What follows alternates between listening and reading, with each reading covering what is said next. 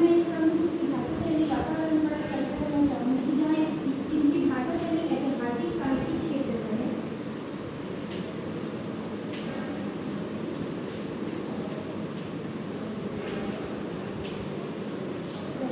जयचंद्र प्रसाद ने स्कंदगुप्त को एक ऐतिहासिक नाटक के रूप में प्रस्तुत किया है, जहाँ पर उन्होंने राज्य पर आने वाले आक्रमण तथा बाहरी चुनौतियों को सामना करने के लिए स्कंदगुप्त की वीरता कौशल को पूर्ण रूप से प्रदर्शित किया है। जयचंद्र प्रसाद ने हमारे समक्ष नाटक के माध्यम से समाज में उपस्थित अपने अंदर की आत्मबल को प्रस्तुत करने का मौका दिया है। इसके तत्पश्चात में इनके मुख्य बिंदु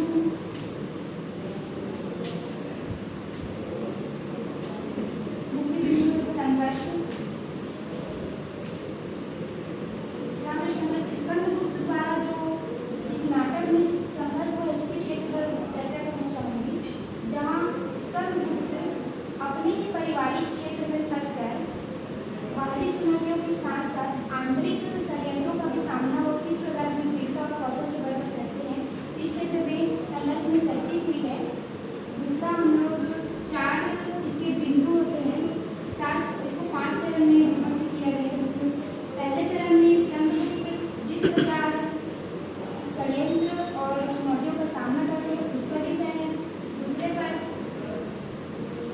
वह विजय और देवसेना से मिलते हैं उस क्षेत्र में, उज्जैनी में उनके साथ जो युद्ध होता है उस क्षेत्र में, और तीसरे में उनकी इसका उद्देश्य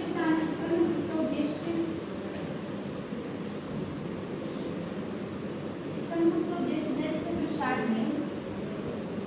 ऐतिहासिक क्षेत्र पर करते हुए साहित्यिक कृति किया है, जहाँ पर उन्होंने एक आम जनता को जिस प्रकार अपने राज्य में आने वाले जो चुनौती है, षड्यंत्र है, उसका सामना करने के लिए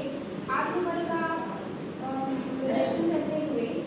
उद्देश्य में मुख्य आ जाएगा आपका स्कंदगुप्त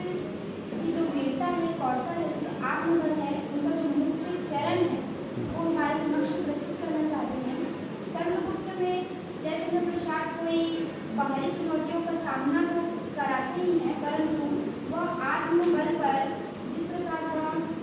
आंतरिक जो उनका षड्यंत्र है, जो उनके परिवार के द्वारा उनके खिलाफ रचा गया है, जयचंद्र प्रसाद ने उन्हें एक सीमित शब्दों में ये व्यक्त कर दिया है, जहाँ पर युद्ध को सजीव बताते हुए उन्होंने एक पात्र को जिस प्रकार एक पात्र की भूमिका है उसे प्रस्तुत किया है। उस पात्र के हिसाब से, उस पात्र के मुताबिक ही उन्होंने स्कंदगुप्त को प्रस्तुत किया। और इसका निष्कर्ष